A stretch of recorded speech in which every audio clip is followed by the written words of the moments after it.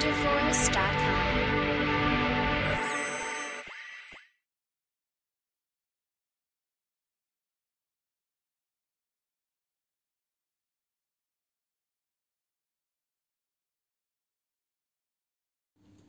Okay students, now second phase counselling dates అయితే వచ్చాయి. కానీ తొందరపడి మీరు ఏది చేయకండి. సో నేను చేసే ప్రతి వీడియో స్టార్టింగ్ నుంచి చివరి వరకు చూడండి. ఎలాంటి డౌట్స్ అయితే ఉండవు.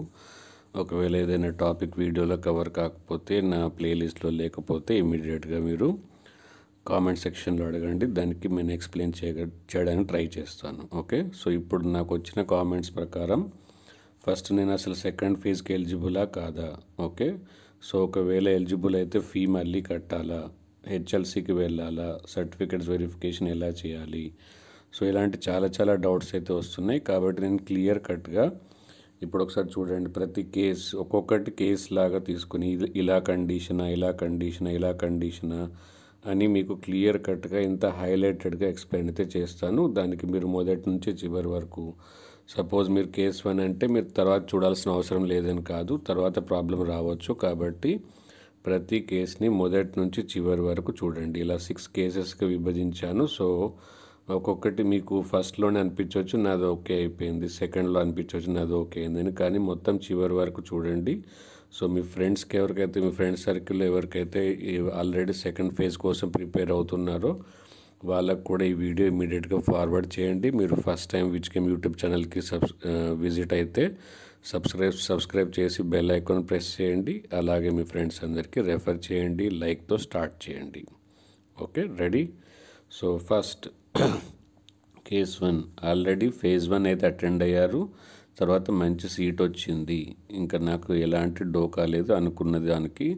సో మీరు అన్అఫీషియల్గా నాట్ ఎలిజిబుల్.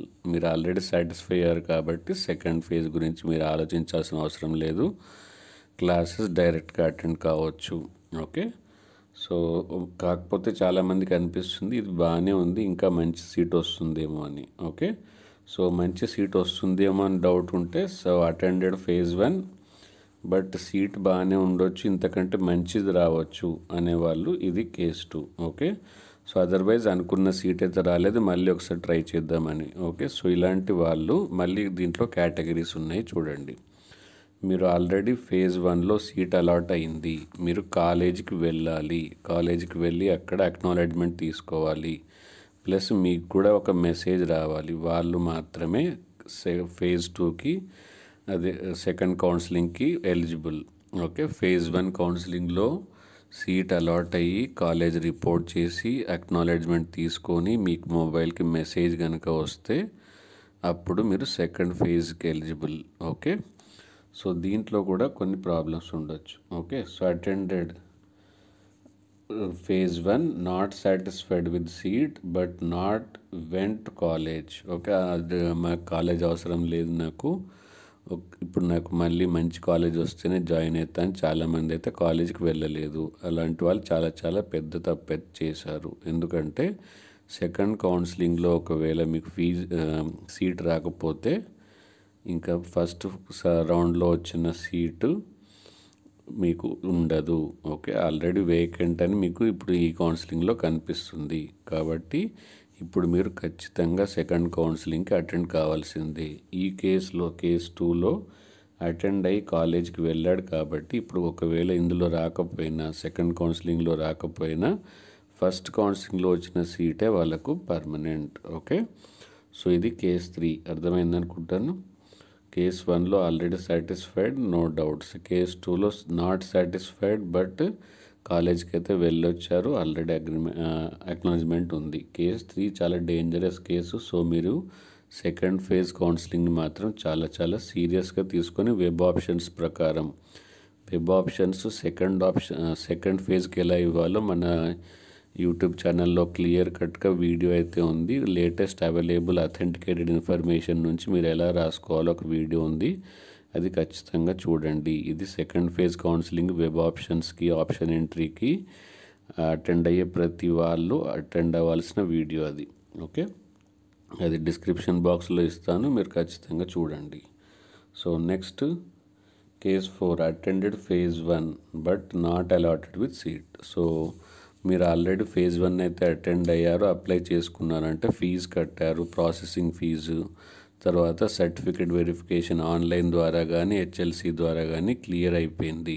ఓకే, సో మీరు ఒకసారి క్యాండిడేట్ లాగిన్లో అయినప్పుడు మీరు ఒకసారి చెక్ చేసుకోండి. ఓకే, ప్రాసెసింగ్ ఫీజు ట్యాబ్లో చూస్తే ప్రాసెసింగ్ ఫీజు పెయిడ్ అని ఉండాలి, ప్లస్ సర్టిఫికేట్ వెరిఫికేషన్ కూడా వెరిఫై అయి ఉండాలి, ఓకే అని ఉండాలి. అప్పుడు మీరు సెకండ్ ఫేజ్ కౌన్సిలింగ్కి దర్జాగా అటెండ్ కావచ్చు. మీరు మ్యాక్సిమం నెంబర్ ఆఫ్ చాయిస్ ఇవ్వండి, ఎలా ఇవ్వాలి, ఎక్కడి నుంచి ఇన్ఫర్మేషన్ తీసుకోవాలని అయితే ఆల్రెడీ వీడియో ఉంది, డిస్క్రిప్షన్ బాక్స్లో ఇస్తాను, క్లియర్ కట్గా చూడండి. ఓకే, సో ఇది కేస్ 4 అనేది ఫస్ట్ ఫేజ్లో అలాట్ కాలేదు, కానీ వాళ్ళ సర్టిఫికేట్ వెరిఫికేషన్ అయిపోయింది, ఫీజు ఆల్రెడీ పే అయింది కాబట్టి మీరు మళ్ళీ ఫీజు కట్టాల్సిన అవసరం లేదు, డైరెక్ట్గా ఆప్షన్ ఎంట్రీకి అయితే వెళ్ళొచ్చు. Okay, next case 5. So participate చేయనే లేదు అసలు నేను ఫేజ్ 1లో, కానీ ఫీజు అయితే కట్టాను, సర్టిఫికేట్ వెరిఫికేషన్లో ఏదైనా ప్రాబ్లం ఉండొచ్చు. ఓకే, సో ఇలాంటి వాళ్ళు ఏంటంటే ఇప్పుడు మళ్ళీ ఫీజు పే చేయాల్సిన అవసరం అయితే లేదు. ఎందుకు, ఒకసారి మీరు ఫేజ్ 1లోనే ఫీజు కట్టారు కాబట్టి. మీరు పార్టిసిపేట్ చేశారా లేదా అనేది సెపరేట్ థింగ్. సర్టిఫికేట్ వెరిఫికేషన్లో నాట్ ఓకే కాబట్టి ఇప్పుడు మీరు హెచ్ఎల్సికి వెళ్ళాలి. హెచ్ఎల్సికి వెళ్ళాల్సిన కేటగిరీలో మీరైతే ఉన్నారు. సో ఇమ్మీడియట్గా హెచ్ఎల్సికి వెళ్ళి మీ సర్టిఫికేట్ వెరిఫికేషన్ అయితే చేయించుకోండి. అలాగే మీరు మీ క్యాండిడేట్ లాగిన్లో ఫీ పెయిడ్లో ప్లస్ సర్టిఫికేట్ వెరిఫికేషన్లో 2 క్లియర్ అయితేనే మీరు ఆప్షన్ ఎంట్రీకి eligible. Okay, next case 6. Participate కాలేదు, ఫీజు పే చేయలేదు, సర్టిఫికేట్స్ కూడా వెరిఫై కాలేదు. అంటే వీళ్ళు ఇప్పుడు ఫీజు పే చేయాలి, తర్వాత హెచ్ఎల్సి కూడా వెళ్ళాల్సిందే. ఓకే, సో ఇది ఆల్ 6 కేసెస్. మీరు ఖచ్చితంగా నేను చెప్పిన ప్రకారము